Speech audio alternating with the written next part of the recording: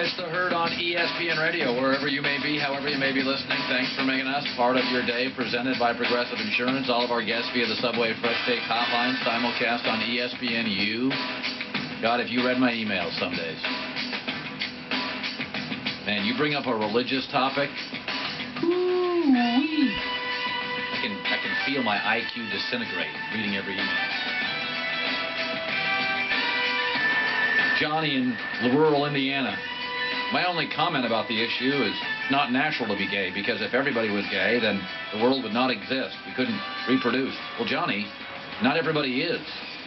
Some people are physically challenged and can have kids. Should they not be allowed to be married? A lot of people get married and don't want to procreate. They don't want kids. Old people get married for companionship. Want to play bingo together.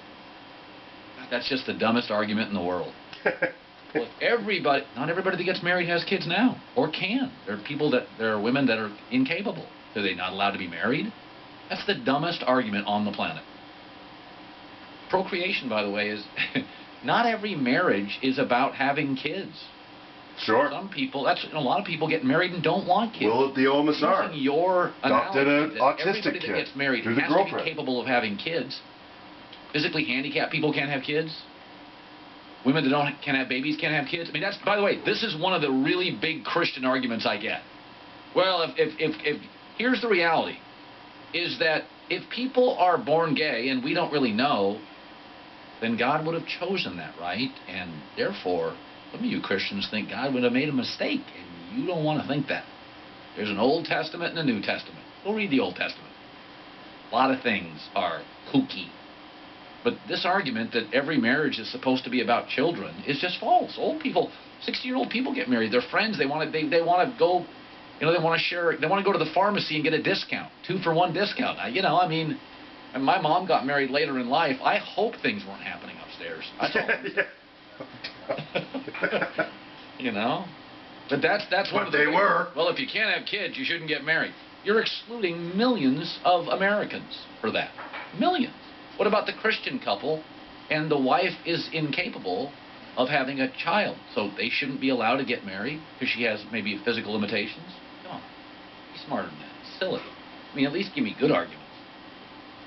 So Pau Gasol last night cited the Lakers' lack of discipline after they lost. Lakers are bad. We all know that. And I'm gloriously happy because the NBA is better when the Knicks and the Celtics and the Lakers, they're good. The Bulls, it's better. But Gasol indirectly challenged Mike D'Antoni to take control of the team. He said, you got to be disciplined and implement discipline. That's, makes you better. That's why we're not a factor. I don't think there's a lot of discipline right now. And here's what's funny. And for the record, I like Mike D'Antoni, but I actually asked him this. He would be the first to admit he is not confrontational. Mike admitted on this show. I said, Mike, the knock on you is you're not confrontational. And he said, you're right, I'm not. Not everybody is. Some are more passive-aggressive. But here's what's funny. Like the Lakers, I keep saying this and nobody wants to listen. The Lakers are not that much different than the Knicks. Let's size it up. James Dolan, the owner of the Knicks, you don't trust him. Jim Buss, the new owner of the Lakers, you don't trust him. Mike Woodson, you want him out. Mike D'Antoni, you want him out. Both have a star, ISO, no ball movement, who casts a heavy shadow on the franchise. Melo and Kobe, who if there are any two stars in the league that play alike, it's Melo and Kobe. They both want max money, clogging up space. The only difference is the Lakers are going to have a draft pick in a good draft near the top of it. And that helps a lot. But you could still whiff on that. And I hear the Laker fans say, well, we have everybody coming off the books. No, you don't. You overpaid for Kobe. And Steve Nash is still 9 greatest basketball players I've ever seen. As a kid, I emulated his hook shot. I've never figured out why other young centers won't. It's the most creative shot ever created, and it's unstoppable, and it certainly was when he was winning one of his 6 MVP titles, partnered with Stargard Collectibles, the great Hall of Famer Kareem Abdul-Jabbar. I had said, Kareem, that I thought the Lakers should tank the season, go lottery. And people argued with me that's not the Lakers' way, but we have a changing NBA where you need young stars. Do you think it's a mistake to do what I think is be bad for 1 year and get a star college player? Am I out of my mind? No, I don't think so. I think you got to play the percentages, and there are times when the the draft field is rich, and there are other times when the draft field is, has very few prospects. So, at a time like this, when there's going to be some good possibilities, and all the guys that are going to be available as free agents, this is the time to go hunting. This is when you got to put your team together and try to do the best you can. I've always enjoyed Kobe, and I think he's a remarkable talent, but that doesn't mean I can't be critical of him. I think he can be selfish at times and an ISO act, and I thought the Lakers paid him about double his market value, which in a salary cap league, Kareem, I think is a huge mistake. When the Lakers signed him to that 2-year deal for 25 large, I didn't like it. Did you? Well, I not knowing how hurt Kobe was, and what his prospects were for making a comeback. How much of him are we going to get back when he rehabs and comes back from his injuries? That's an unknown factor. So they were guessing then, and that's not a good position to put yourself into. So I would have been cautious there, just because you have no idea how much of Kobe you're going to get. Yeah. And, it's not putting him down, but as an unknown quantity, you've got to be cautious. Yes. StarGuardCollectibles.com. Kareem Abdul-Jabbar. Many of my 20-year-old audience had never seen him play. Go to YouTube. Check out the highlights. Unstoppable. Greatest single scorer I've ever seen. You helped build the Lakers' legacy. They're now having some issues. And it's interesting because, as you well know, Kareem, you're only as good as your ownership, and you're only as good as your scouts. That's why Miami's got Pat Riley and they're winning games. Do you trust the younger generation in the Buss family running the Lakers?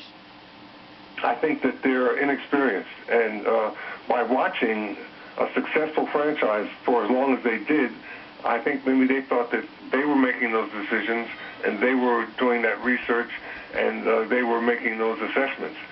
They didn't do that. They watched some people that could do it very well. But in order to learn it, you got to go out there, and you're going to make mistakes. You can see what's going on now. That's why everybody got upset. That's why Magic got upset. They see they're not handling it the right way. But it's real easy for us to sit out here. We don't. We're not in that seat. But I think some of that criticism was justified. Absolutely. It's funny. Both you and Bill Walton, different causes, were smart, outspoken. You have always been involved with social issues since your time at UCLA in college. We are in a different world right now. California's at the front of that. There's now currently NFL dialogue about legislating slurs based on the field. Do you have a takeaway on the language in locker rooms and on the field, Kareem? Do you have a take on that? Yeah, I do. I think they need to address that issue somehow. But then there's the First Amendment, okay, which gives you the right to free speech. But to discipline your employees, I think they're going to have to leave it up to the individual franchises to discipline that issue. If I'm an employer and I have someone, one of my employees goes out of his way to insult people and to confront them about who they are in a very derogatory and unnecessary way, well, you got to discipline that employee. But then again, you can't take away someone's right to free speech. So they got to be very careful as they do that. But it's something that it's great that they're showing an awareness of that and trying to deal with the issue.